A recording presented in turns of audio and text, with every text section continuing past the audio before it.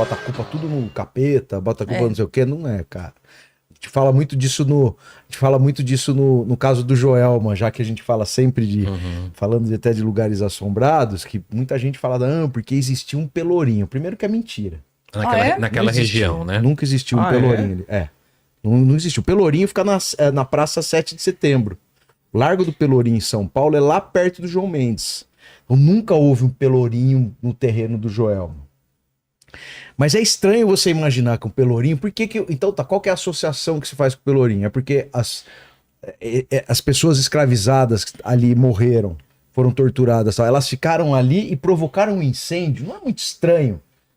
Não sou esquisito. Além delas serem... Não tem um contato até com um grau de racismo, de você imaginar que uma alma que tá ali se vingou de pessoas inocentes que estavam indo trabalhar 180. Então, não é. O que aconteceu no Joelma, e a gente pode falar dos desdobramentos sobrenaturais, claro, que são, para mim, o sobrenatural, principalmente nesses grandes traumas de cidades, estão muito ligados à necessidade que a gente tem de digerir o que aconteceu, de falar, poxa, aquilo não foi em vão, aconteceu isso, hoje elas estão para nos lembrar, hoje existe as 13 almas que estão aí ajudando as pessoas, quer dizer, não foi em vão esse absurdo de perder quase 200 pessoas em algumas horas, mas elas são, na verdade, a construção disso, se não sensorial, porque eu caminho muito para... Eu não, sinceramente, não acredito tanto que as pessoas estejam presas ali, né? Mas a gente precisa achar uma solução para digerir os nossos traumas. Então, o que aconteceu no Joelma não foi porque tinha pelourinho, porque não tinha pelourinho nenhum ali. O que aconteceu é que não tinha protocolo de enfrentamento de incêndio. É só isso, não tem outra coisa aqui. Era um prédio que não tinha enfrentamento de incêndio. Protocolo de enfrentamento de incêndio, tinha porta corta-fogo. Mas podia ter o quê? Podia ter Chernobyl embaixo. Se tem porta corta-fogo, a chance de muitas pessoas conseguem sair, entendeu?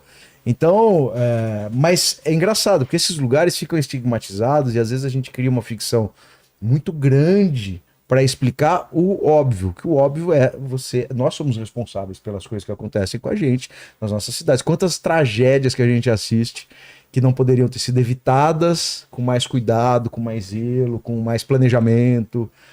Porra, todo ano inunda algum lugar no Brasil. Todo ano. Não adianta falar, não precisa botar culpa em ninguém. Todo ano, cara. Uma cidade inundada. No passado lugar, esse ano Piruíbe, aí não sei o quê. A culpa é do espírito, a culpa é do ET de Varginha, a culpa é do...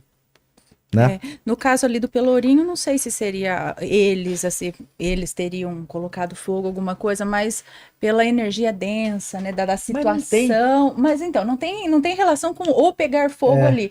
Mas a partir da tragédia, o Pelourinho ali, não sei se falou, mas a partir da tragédia de muitas pessoas morrendo de forma, né, foi horrível, agonizante ali. Isso pode ter deixado o local...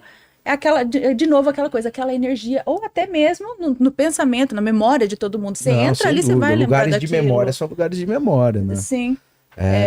Eu fui outro dia no Parque da Juventude e lá tem alguns remanescentes. As ruínas do Carandiru, né? Algumas ruínas do Carandiru. E a galera tem uma história muito marcante de lá, que é de uma segurança que assumiu o posto à noite e ela vê um cara em cima, tem uma muralha que é ainda remanescente do Carandiru e ela vê um cara fumando um cigarro em cima da muralha com o parque fechado. Ela é segurança, que ela faz? Foi até lá. Sai daí, não pode, tá fechado, olha embora. E o cara nem aí pra ela. Ela ficou insegura, imaginando que era uma pessoa viva, que era uma... Fumando ainda, fumando né? cigarro. Uma situação... Vai até o parceiro dela de turno, fala, cara, ela falou, tá bom, vou lá com você, mas é bom você se acostumar. Foi lá, chegou, eles viram o cara, subiram na muralha. Viram? Outras pessoas viram? O cara viu, o parceiro dela viu. Então não foi só ela. Não foi só ela. Subiram a muralha e começaram a se aproximar, o cara fumando, e eles falando, anunciando. Você não vai descer, não? Não pode. Então, aí eles foram chegando perto do cara, na hora que chegaram perto do cara, desapareceu. Isso naquelas muralhas, né? Será que não seria também o caso de uma impressão? No caso, não teve contato, ali, ele né? não respondeu, e aí não vira e mexe alguma... Cara, você falando do Carandiru, é engraçado porque nesse nosso meio sobrenatural, o Carandiru também teve um massacre, né? Lá em 92, se eu não me engano. Dá uma olhada, Tuti. quando morreram... 111 oficialmente. Oficialmente, né? Foram mortos lá no massacre. Mas tem uma coisa sobrenatural que eu até conversei com a Ana hoje, né? Antes da gente vir, eu falei, será que eu falo sobre isso? Mas assim, tá viralizando novamente. Que na época que o Carandiru é desativado, que os detentos, né? Depois do massacre, que os detentos que sobraram são remanejados para outras penitenciárias do Brasil. Eu acho que ainda fica um período... 2002, fica 10 anos. Ele é desmobilizado e demolido em 2002. Em 2002. Então, nesse tempo, até 2002, o Carandiru foi aberto para visitação. Então, populares podiam visitar. Na época, se eu produzisse conteúdo para a internet igual eu produzo hoje, eu visitaria muito o que sobrou do Carandiru. E nessa época, o falecido Gugu Liberato levou a médium Socorro Leite lá pro Carandiru para ela fazer um parecer espiritual do que ela via lá. A Socorro Leite, na época, ela era uma médium que ela era muito famosa no SBT, tanto que a Hebe Camargo uma vez parece que vê um espírito andando no estúdio 6, que falam que é assombrado do SBT e tal. E aí depois a Socorro Leite, isso tem na internet, tá, gente? A Socorro Leite vai lá e dá o parecer. Não, quem você viu foi o João Paulo, da dupla João Paulo e Daniel. Caralho. Ela fala... Fantasma com CPF, eu adoro fantasma com CPF. Exatamente, tem esse vídeo, né? E ele queria trazer uma mensagem, enfim. E aí o Gugu Liberato leva a Socorro Leite para as ruínas do Carandiru. E aí a Socorro Leite, ela sai de si. Ela grita, ela passa mal, ela chora demais, né? E aí, esse vídeo foi eu me lembro do Domingo Legal anunciando. E daqui a pouco, a médium vidente Socorro Leite vai para as ruínas do Carandiru. Aí ela olhava nas portinhas, assim, tinha aquela porta da cela, né? Ela olhava e ela já gritava e tal. E aí o que aconteceu? Eu me lembro que passou isso, eu não assisti, porque eu não lembro porque minha família inteira teve televisão no domingo, mas eu não me lembro por que meu pai queria assistir em outro canal, eu acabei não vendo essa reportagem. Então não tenho essa memória. Só que passa uma vez na TV e depois some. Ninguém mais parece que fala, parece que foi um delírio coletivo, assim, sabe? Aquilo não aconteceu. Que aquilo não aconteceu ou aconteceu. Todo mundo viu, quem não viu. E aí o que acontece? Vaza no YouTube a segunda parte dessa reportagem. Tem 1 hora, tem no YouTube, se procurar você acha Socorro Leite no Carandiru, ela gritando. Mas a primeira parte é uma parte que ninguém sabe onde tá, né? Reza a lenda que tem uma fita com o SBT e outra com a Socorro Leite, que não é para passar mais isso, porque atualmente a Socorro Leite é psicóloga e trabalha com questão familiar e tudo mais, né? Mas ela não gosta de lembrar, ela não quer falar sobre isso, ela não quer tocar nesse assunto, porque foi um trauma para ela, creio eu, né? É um achismo meu, mas creio que foi um trauma no sentido de eu não quero mais falar sobre isso porque foi horrível, porque ela chorava, ela se descontrolava. Tem um momento que ela fala, gente, tem alguma coisa aqui atrás dessa parede. E aí pra você ver como era a televisão nos anos 90. O Gugu quebra. Quebra a parede, os caras quebra. E eles começam a quebrar dentro do Carandiru. Aí eles acham um fosso de elevador. E aí na hora que ela olha, ela fala, meu Deus, isso daqui é o inferno. Quando eu morrer, eu não quero ficar assim. Aí nós, meros mortais sem evidência, a gente vê um fosso de elevador com água pingando. Mas eu queria muito tentar entender o que ela vê sobre isso. Eu já tentei contato com ela, com a Socorro Leite. A equipe dela falou, ela não vai falar. E todas as vezes que você pedir, ela vai negar. Então assim, pra mim, conforme ela não fala mais, cresce mais ainda. O que será que a Socorro Leite viu? Imagina assim, em primeira pessoa ela contando, gente, eu vi isso, vi aquilo, mas na reportagem mostra. E agora, porque por isso que eu lembrei que você falou do Carandiru, recentemente viralizou, acho que 10 segundos, acho que foi no Twitter, viralizou 10 segundos da primeira parte. Aí até um cara que postou falou assim, vídeo proibido em 184 países. E ela gritando, e aí começou a virar meme de novo. E aí todo mundo começou a contar, gente, essa reportagem existiu? Eu lembro de ter assistido. Não, essa reportagem nunca existiu, isso é um delírio coletivo. Não, existiu sim, efeito ela Mandela. Foi lá, é o efeito Mandela e tal. Então essa reportagem é uma reportagem que, tipo, ela é realmente proibida.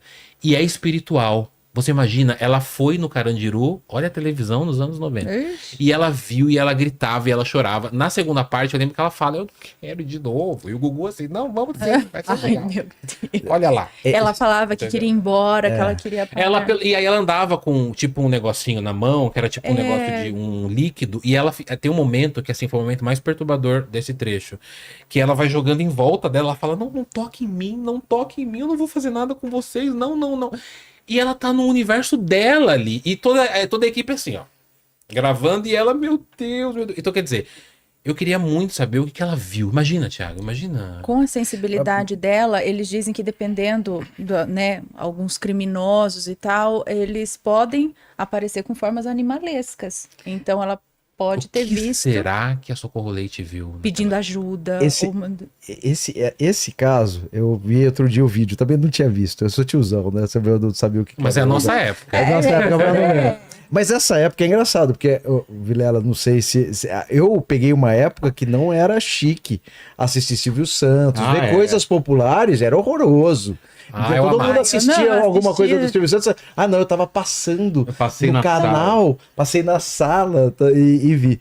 Mas esse caso dela, por exemplo, é um caso que você tem uma sugestão. Você tem um lugar que tem uma memória de centenas de pessoas que foram assassinadas em uma ocasião, porque um monte de gente morreu lá dentro, assassinada em outras circunstâncias também. Mas o que explica, por exemplo, quando montaram o Albergue da Juventude na casa do Afonso Sardinha, no Jaraguá, que aí vinham os alemães, vinha holandês, ficou um tempo um Albergue da Juventude que recebia muito estrangeiro, e os caras iam dormir e não passavam uma noite lá. No meio da noite, falaram, tô indo embora desse lugar.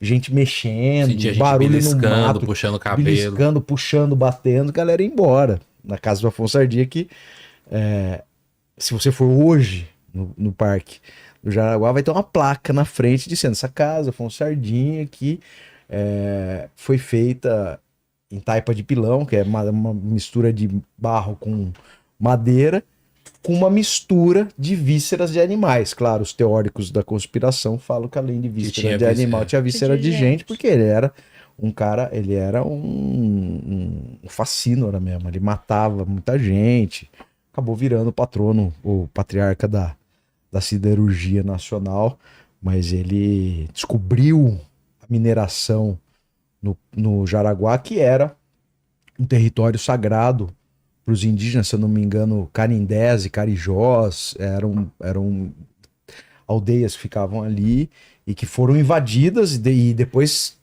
tentavam botar ele para fora de lá, e ele matava todo mundo, pegava as filhas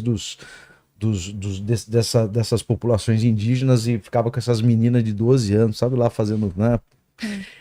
Mas essas coisas me intrigam bastante, que é a de você não ter nenhuma sugestão para quem chega num lugar lindo. O Jaraguá é maravilhoso, lindo, o parque é lindo, tudo é lindo. É tipo, os caras não sabem da história e passa por isso. Essa é uma história que me intriga, por exemplo, porra, uma vez o cara que cuidava do parque ligou pra polícia e falou, vem que invadiram aqui, os caras estão quebrando tudo lá dentro. Abriu a casa, não tinha nada dentro. Não tinha ninguém dentro. Tinha ninguém, né? Umas histórias muito malucas de anos 90 TV. A Câmara dos Vereadores de São Paulo. Câmara dos Vereadores de São Paulo. O Goulart de Andrade, que era um cara sensacional também, um repórter que fazia as melhores matérias do mundo dessa época. Comando da Madrugada. Comando da Madrugada. O Goulart de Andrade Vem comigo. É isso aí. Capeta, que era o câmera dele? Era, vem Capeta. Ele vai lá porque um vereador, a memória do lugar, né? Um vereador falou que estava fazendo instalação dos PCs na época, bem no comecinho dos anos 90. E começou a ouvir um barulho, e era noite, era sexta-feira, horário que não tinha ninguém mais já na Câmara. Começa a ouvir um barulho de gente no corredor, e arrastando um móvel, e gente, e a Câmara dos Vereadores de São Paulo, foi do lado de onde era o Joelma, né? Na garagem onde foram colocados os corpos, porque não tinha ML pra pôr gente. Então ficou ali, tinha aquela memória da morte e tal. Esse cara tentou abrir a porta pra ver quem que tava circulando aquela hora ali, aquele barulhão de gente. Ele tentou abrir, parecia que bloquearam a porta. E ele começa a ficar desesperado. Tava ele, a esposa, o assessor. E aí liga na portaria, Antigamente quem fazia a guarda da Câmara era a polícia militar, sobe um policial militar, abre a porta e fala, oi, os caras pálido, boca amarela, mulher desesperado, assessor desesperado. Eles achavam que tava pegando fogo o prédio, era a memória que tinha do Joel. Mano. O cara faz o quê? Segunda-feira, protocola um pedido pro presidente da Câmara dos Vereadores de São Paulo para uma intervenção espiritual. Ele falou que eu vivi aqui, não recomendando a ninguém, não é possível. E o presidente da Câmara dos Vereadores defere o pedido, fazem uma intervenção. O cara convoca a Federação Espírita do Brasil, que vai até a Câmara dos Vereadores de São Paulo, e fazem uma verificação. E acha um monte de assombração. Falam com o assessorista, que fala com... aí começa a falar com os funcionários, começa a fazer as coisas. Um assessorista fala, tem um assessorista muito famoso lá que está há trocentos anos, e ele fala que, uma ocasião, no quinto andar, quinto e oitavo andar são os lugares que tem mais incidência de assombração lá. Ele falou que recebeu uma chamada, parou no quinto andar, entrou um cara, falou, desce. O outro entrou também, pediu para descer. O terceiro entrou, não falou nada. Bom, fechou a porta. Esse terceiro que tinha entrado desapareceu na frente de todo mundo. Tá todo mundo de frente pro outro. Então estamos aqui, nós, e pum, desaparece. Os caras até descer, todo mundo desse jeito. Meu Deus. Na Câmara dos Vereadores de São Paulo. E lá... Aí você fala, você tá duvidando? A hora que a gente acabar o programa, entra no YouTube, Comando da Madrugada, pode ver essa matéria, está disponível para vocês verem. Todo o relato de todas as histórias de assombração da Câmara dos Vereadores de São Paulo. Pô. E lá teria ficado assombrado por conta do Joelma, né? Talvez de ter trazido as pessoas que acabaram morrendo ali e tal, né? É uma coisa que se... Aquela região toda do Anhangabaú, a gente fala do Anhangá, que é uma entidade mitológica, né? Que vive ali, mas aquela região toda tem. O Teatro Municipal de São Paulo tem... O Teatro Municipal de São Paulo tem uma história atual, tem um vídeo, não é nenhuma história, tem um vídeo atual do Bar dos Arcos, que é do Facundo Guerra, que a pessoa, deve ser uma garçonete, alguém que trabalha no bar, tá numa câmera de segurança, passa pelo balcão, passam alguns segundos, uns 3, 4 segundos, o vaso que tava parado é jogado assim, é jogado como se alguém tivesse pegado o vaso de planta? Assim, vaso de planta, faz assim. Aí a câmera pega, ela passa um tempinho, o vaso... O prédio dos Correios, do lado, o prédio dos Correios, que é um prédio centenário. Eu acho maravilhoso. Maravilhoso. Fez 100 anos em 22. Foi Joelma, a tragédia dele vai fazer 51 anos agora, de primeiro. Ano passado fez 50. Esse prédio dos Correios, uma funcionária da limpeza chega muito cedo para trabalhar, o prédio fechado, sobe até o último pavimento e começa a ouvir crianças brincando no último andar do prédio dos Correios. E ela sobe mais uma, criança, 7 horas da manhã, sobe mais um pouquinho e vê umas crianças brincando. E tudo com roupinha meio de época. Ela viu. Roupinha meio de época. Não entendi nada, não entendi o que é isso e tal. Ela se desconcentra, solta a vassoura da mão, a vassoura cai no chão, as crianças... Eita, será criança não, aí, e entram na parede e ela volta. As crianças olham. Todas assim. É igual falando de São Paulo. Você falando de impressa, memória impressa. Pega no Rio de Janeiro, pra gente sair um pouco daqui. Arco do Teles, lugar super tradicional do centro de São Paulo, do Rio de Janeiro. Tem a história da Bárbara Urpia, que é a bruxa, essa é completa, assim, bruxa vampira do Arco do Teles.